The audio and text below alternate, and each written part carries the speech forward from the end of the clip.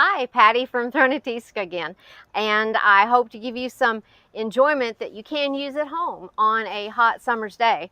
A lot of people like to do water fights, water balloon fights on summertime, and that's a lot of fun. So I used to live in Colorado, and it used to snow there, and I really miss snow. So,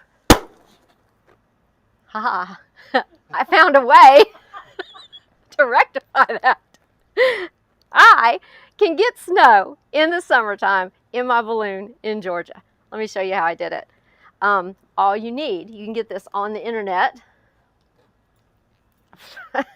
and it's called instant snow or polymer snow. You can get small amounts for about 10 bucks or so, or you can buy a whole lot of stuff for a little bit more than that, and it's a lot of fun.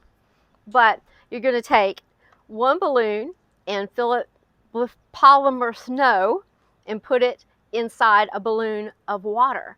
And so whenever you do that before your friends see you, you have a pen ready. You can pop your balloon and have snow in the summer in Georgia.